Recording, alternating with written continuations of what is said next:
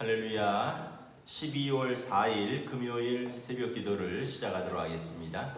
사도신경으로 우리의 신앙을 고백하시겠습니다. 나는 전능하신 아버지 하나님 천지의 창조주를 믿습니다. 나는 그의 유일하신 아들 우리 주 예수 그리스도를 믿습니다. 그는 성령으로 잉태되어 동정녀 마리아에게서 나시고 본디오 빌라도에게 고난을 받아 십자가에 못 박혀 죽으시고 장사된 지 사흘 만에 죽은 자 가운데서 다시 살아나셨으며 하늘에 오르시어 전능하신 아버지 하나님 우편에 앉아 계시다가 거기로부터 살아있는 자와 죽은 자를 심판하러 오십니다. 나는 성령을 믿으며 거룩한 공교회와 성도의 교제와 죄를 용서받는 것과 몸의 부활과 영생을 믿습니다. 아멘. 찬송가 35장 찬양하시겠습니다. 찬송가 35장입니다.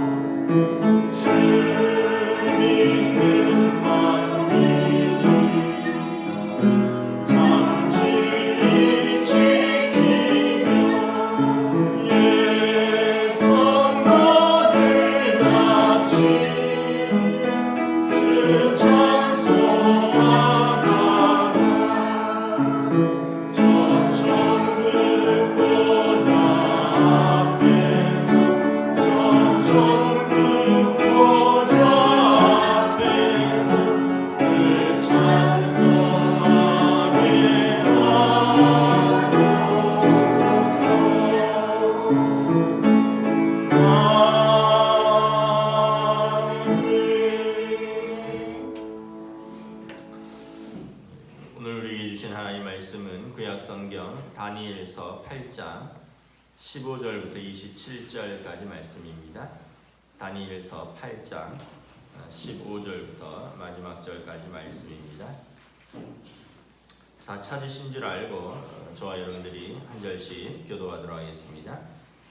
나 다니엘이 이 환상을 보고 그 뜻을 알고자 할 때 사람 모양 같은 것이 내 앞에 섰고 내가 들은즉 을레강 두 언덕 사이에서 사람의 목소리가 있어 외쳐 이르되 가브리엘아 이 환상을 이 사람에게 깨닫게 하라 하더니 그가 내가 선 곳으로 나왔는데 그가 나올 때에 내가 두려워서 얼굴을 땅에 대고 엎드리매 그가 내게 이르되 인자야 깨달아 알라 이 환상은 정한 때 끝에 관한 것이니라. 그가 내게 말할 때 내가 얼굴을 땅에 대고 엎드려 깊이 잠들매 그가 나를 어루만져서 일으켜 세우며 이르되 진노하시는 때가 마친 후에 될 일을 내가 내게 알게 하리니 이 환상은 정한 때 끝에 관한 것임이라. 내가 본 바 두 뿔 가진 수리양은 곧 메대와 바사 왕들이요 털이 많은 숫 염소는 곧 헬라 왕이요 그의 두 눈 사이에 있는 큰 뿔은 곧 그 첫째 왕이요 이 뿔이 꺾이고 그 대신에 내 뿔이 났은즉 그 나라 가운데에서 내 나라가 일어나되 그의 권세만 못하리라. 이 내 나라 마지막 때에 반역자들이 가득할 즈음에 한 왕이 일어나리니 그 얼굴은 뻔뻔하며 속임수에 능하며 그 권세가 강할 것이나 자기 힘으로 말미암은 것이 아니며 그가 장차 놀랍게 파괴행위를 하고 자의로 행하여 형통하며 강한 자들과 거룩한 백성을 멸하리라. 그가 꾀를 베풀어 제 손으로 속임수를 행하고 마음에 스스로 큰 체하며 또 평화로운 때에 많은 무리를 멸하며 또 스스로 서서 만왕의 왕을 대적할 것이나 그가 사람의 손으로 말미암지 아니하고 깨지리라. 이미 말한 바 주야에 대한 환상은 확실하니 너는 그 환상을 간직하라. 이는 여러 날 후의 일임이니라 하더라. 이에 나 다니엘이 지쳐서 여러 날 앓다가 일어나서 왕의 일을 보았느니라. 내가 그 환상으로 말미암아 놀랐고 그 뜻을 깨닫는 사람도 없었느니라. 아멘. 할렐루야. 오늘 또 새날이 시작되었습니다. 하나님께서 은혜와 평강으로 함께하여 주시기를 축복합니다. 다니엘이 본 환상을 이제 계속해서 설명하고 있습니다. 다니엘이 이 환상을 보았을 때는 벨사살 왕 제3년이라고 했습니다. 그러니까 아직 바벨론 제국이 망하기 전입니다. 이제 쇠퇴하고 있던 중이겠죠. 이미 동쪽에서는 메데라는 나라가 일어나서 세력을 키워가고 있었습니다. 그러할 때 하나님께서 다니엘에게 환상을 보여주시죠.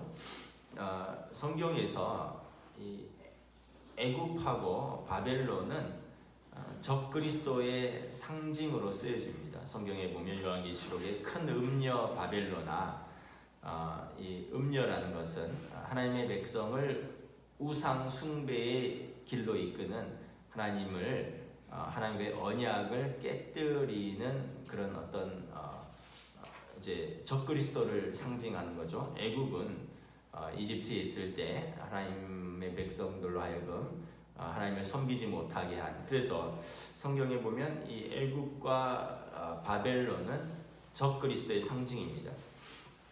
바벨론의 때에 다니엘과 세 친구들은 어렸을 때 포로로 잡혀왔습니다.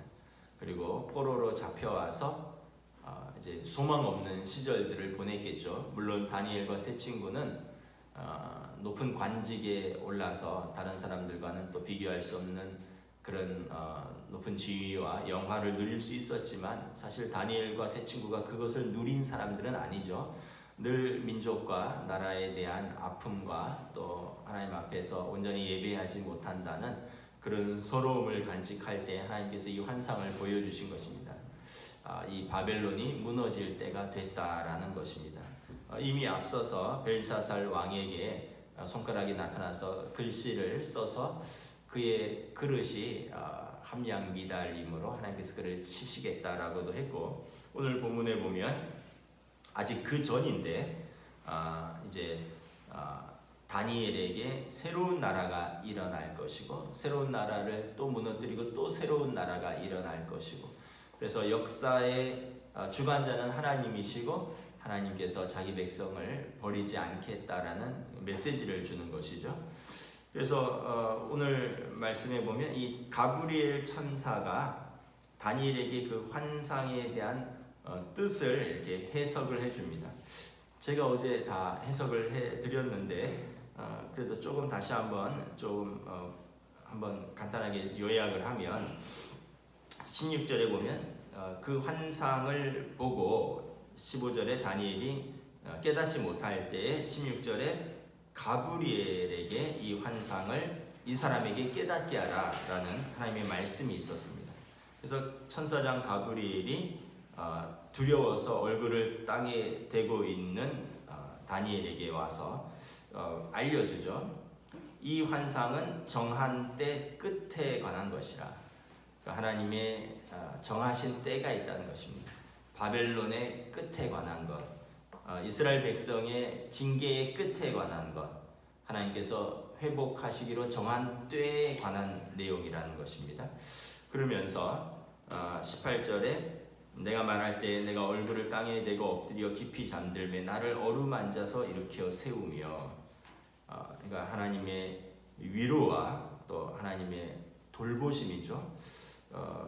어루만지고, 영어 성경에 보면 터치, 손을 대서 그를 만져주시고 또 그를 일으켜 세워주는 것입니다. 하나님의 위로와 또 하나님의 돌봄을 상징하는 것입니다. 19절에 보면 진노하시는 때가 마친 후에 될 일을 내가 내게 알리라. 이 환상은 정하신 때 끝에 관한 것이라. 이 환상은 하나님의 진노가 끝난 후에, 이스라엘의 그 징계가 끝난 그 후에 관한 일이라는 것이죠.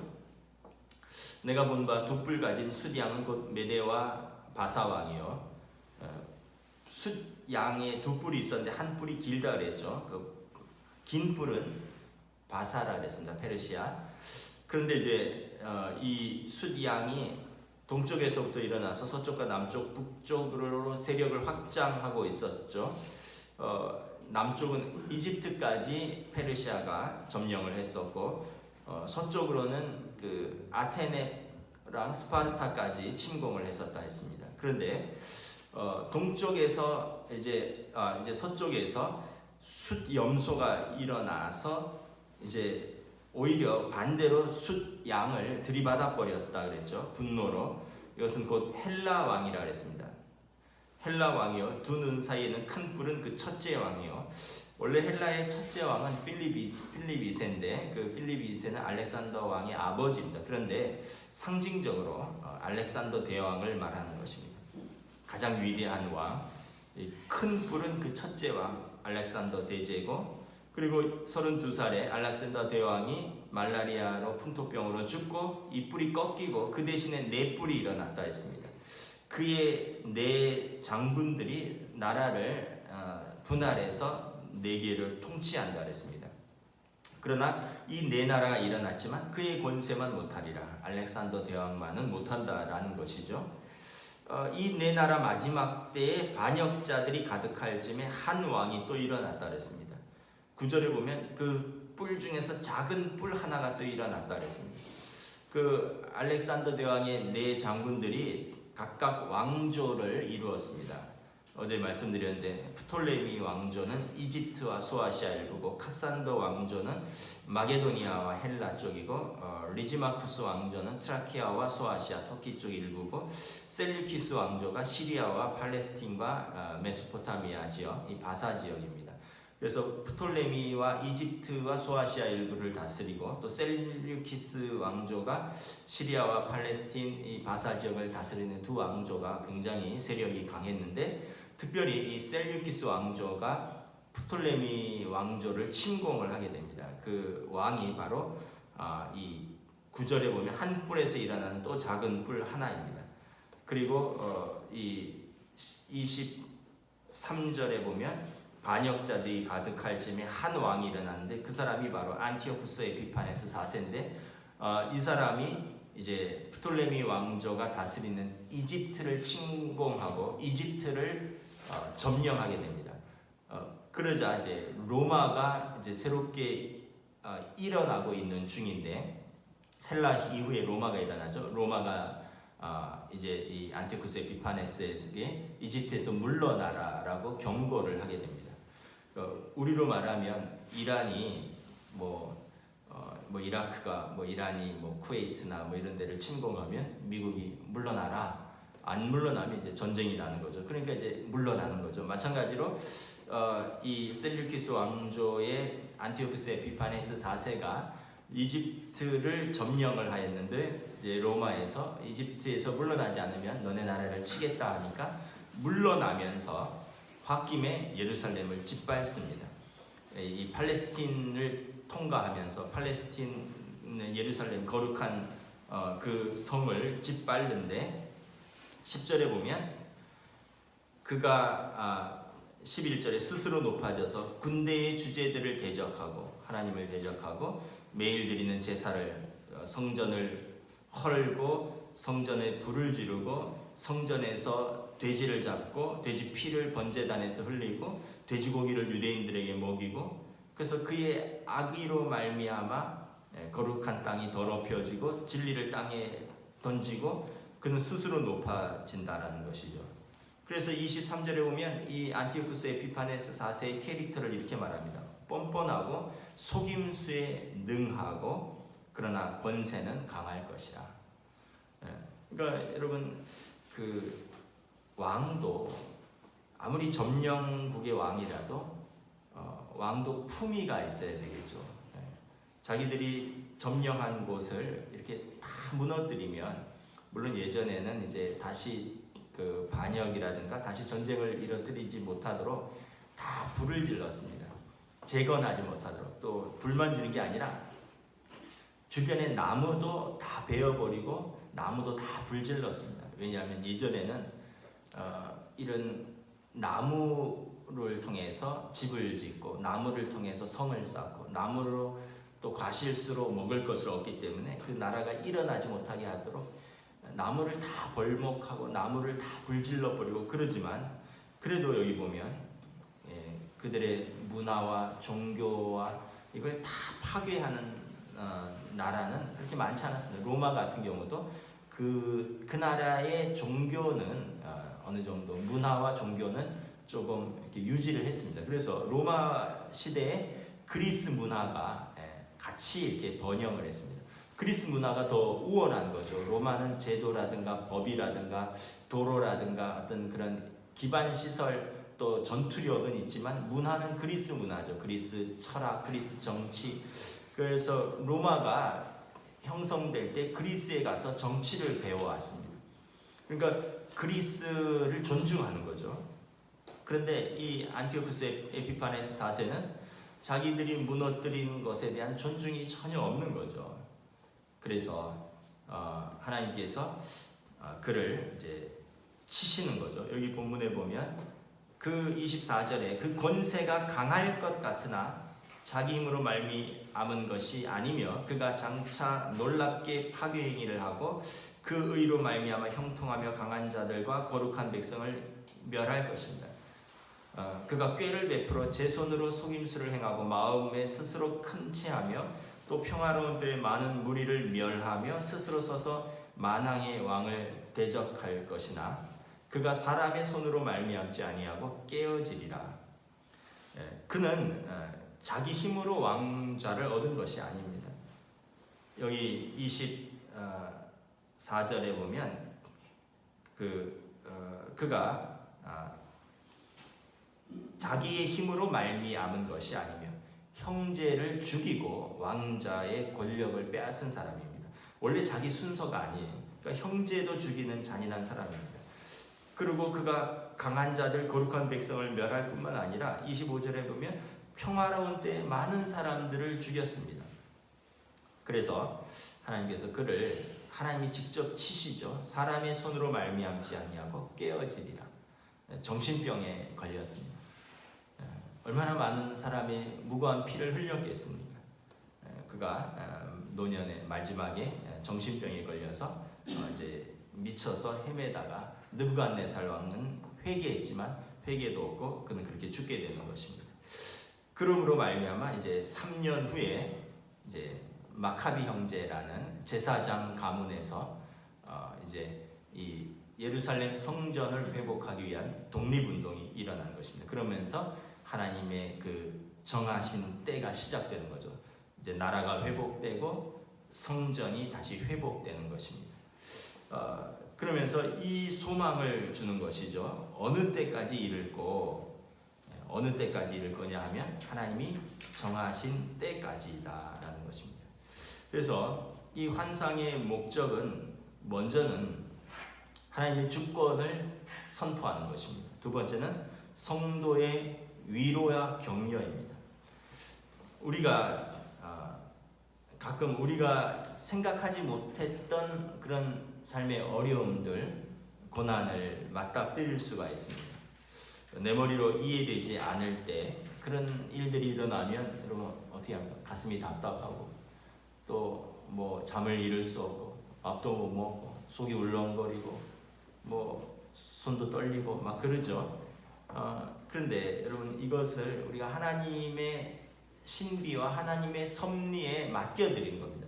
내가 이해하지 못한다고 해서 내 계획과 반대된다고 해서 다른 일이 일어난다고 해서 여러분 우리가 어쩔 줄 몰라 하면 이 세상을 살아갈 때 살 수가 없어요. 너무나 그런 일들이 많기 때문에 그렇습니다. 제가 좋아하는 말씀이 신명기 29장 29절의 말씀입니다. 감추어진 일은 우리 하나님 여호와께 속하였거니와 나타난 일은 영원히 우리와 우리 자손에게 속하였나니 이는 우리에게 이 율법의 모든 말씀을 행하게 하려 하심이라.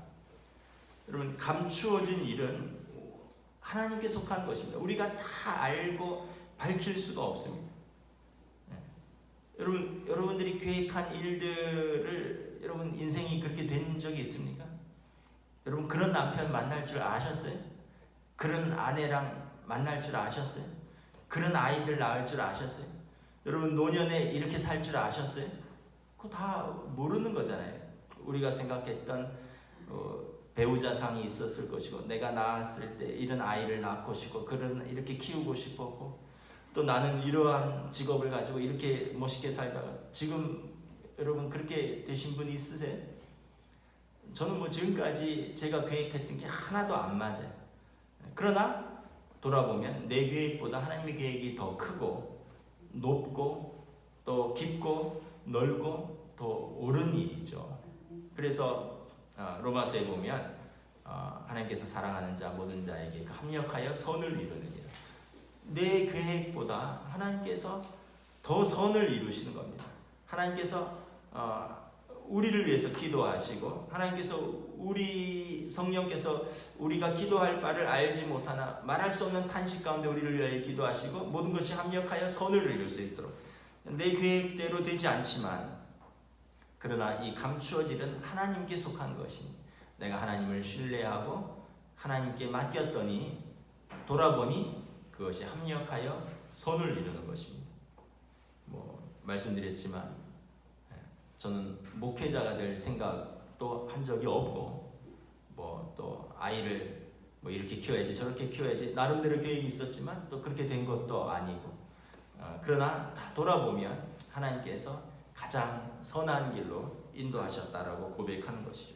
그래서 감추어진 일은 우리 하나님 여호와께 속하였거니와 나타난 일은 영원히 우리와 우리 자손에게 속하였나니 이는 우리에게 이 율법의 모든 말씀을 행하게 하려 하십니다. 나타난 일에 대해서는 우리가 하나님께 순종하면 된다라는 것입니다. 사람들은 반대로 합니다. 나타난 일은 부정하고 감추어진 일은 그렇게 알려고 애를 써요. 여러분 감추어진 일은 하나님의 신비입니다. 그건 하나님께 맡겨드리고요. 나타난 일에 대해서 이것은 우리와 우리 자손에게 주신 것이니 우리가 이것을 순종하고 여기에 충성하면 되는데 사람들은 이상하게 나타난 일은 부정하고 충성하지 않고 외면하고 안 나타난 일에 대해서 그렇게 관심을 가진다는 거죠. 그래서 여러분 좀 안타까운 게 휴거라든지 천년왕국이라든지 종말의 때라든지 예언이라든지 이런 거에 너무 관심을 갖지 마세요. 휴거 물론 이제 마지막 때 데살로니가서에 보면 하나님께서 자기 백성을 하늘에 들어서 구원하시겠다 이런 표현이 있는데 이것을 꼭 문자적으로 해석해서 내가 높임을 받고 내가 하늘에 들림을 받고 이걸 그렇게 해석하려고 애를 쓰시고, 또 천년왕국이 어떻게 이루어지느냐, 천년왕국 전에 7년 대환란이 있다라고 요한계시록 또 다니엘서에 나오는데, 한때와 두때와 반때, 천년왕국 전에 7년 대환란이냐, 7년 대환란 이후에 천년왕국이냐, 그래서 전천년설, 후천년설, 뭐 천년왕국, 이런 걸 너무 그렇게 밝히려고, 또 이걸 열심히 또 알려고, 그래서 다니엘처럼 이 환상을 받으려고, 다니엘처럼 이 환상을 깨닫게 해달라고 기도하고 막 여기에 매달리는데, 저는 뭐 좀 어떤 면에서 보면 좀 너무 현실적인 목사인지 모르겠지만, 그 시간에 여러분 식구들 밥이라도 따뜻하게 더 해주시고, 여러분 그 시간에 예배 나와서, 본교에 나와서 말씀 듣고 예배 드리시는 게 더 옳습니다. 기도원 쫓아다니면서 이런 요한계시록, 묵시록, 무슨 예언, 무슨 환상, 너무 안타까워요. 여러분, 감추어지는 일은 우리 하나님께 속한 것이고요, 나타난 일은 우리와 우리 자손들에게 주신 것입니다. 말씀을 정리하도록 하겠습니다. 하나님께서 다니엘에게 이 환상을 주셨습니다. 27절에 보면, 나 다니엘이 지쳐서 여러 날 동안 앓다가 일어나서 왕의 일을 구합니다. 직무를 감당하지 못할 정도로 이제 큰 어떤 이 환상 때문에 마음과 몸이 지쳤던 것이죠.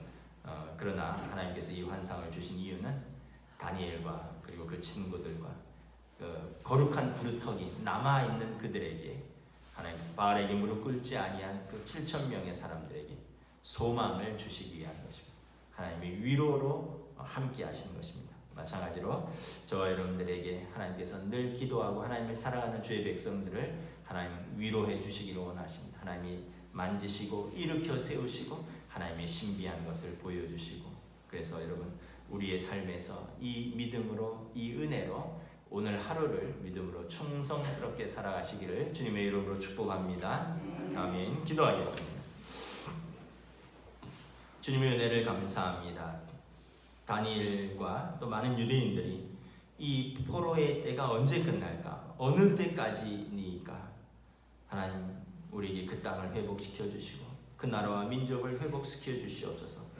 그들의 70년 동안 그 고난의 때, 징계의 때가 어느 때까지니까, 그러나 하나님께서 그 마지막 때와 정한 때와 끝에 관한 것을 알려주심으로 그들에게 징계의 때가 끝이 나고 있다는 것, 새로운 소망의 때가 열리고 있다는 것을, 그리고 그들을 하나님이 버리지 않으셨고 하나님 떠나지도 않으시고 그들을 어루만지시고 일으켜 세우시고 그들을 회복시키실 것이라는 약속을 다니엘을 통해서 주는 것입니다. 오늘 우리에게도 우리가 생각하지 못했던, 또 우리가 계획하지 했던 것과 때로는 다른 일들이 많이 벌어지지만 이로 인해서 우리가 낙심하고 잠시 실망할 수는 있지만, 하나님의 선하시고 또 하나님의 능하신, 하나님의 신비로운 섭리와 경륜과 통치를 생각하며 우리보다 하나님께서 더 높고 깊고 넓고 높은 사랑을 가지고 우리를 돌보신다라는 그 믿음을 가지고 오늘 하루 우리에게 나타난 일들을 우리가 말씀 안에서 충성하며 살아가는 귀하고 복된 하루로 인도하여 주시옵소서. 감사를 드리오며 우리 주 예수 그리스도 이름으로 기도드리옵나이다. 아멘. 하늘에 계신 우리 아버지, 아버지의 이름을 거룩하게 하시며 아버지의 나라가 오게 하시며 아버지의 뜻이 하늘에서와 같이 땅에서도 이루어지게 하소서. 오늘 우리에게 일용할 양식을 주시고 우리가 우리에게 잘못한 사람을 용서하여 준 것 같이 우리 죄를 용서하여 주시고 우리를 시험에 빠지지 않게 하시고 악에서 구하소서. 나라와 권능과 영광이 영원히 아버지의 것입니다.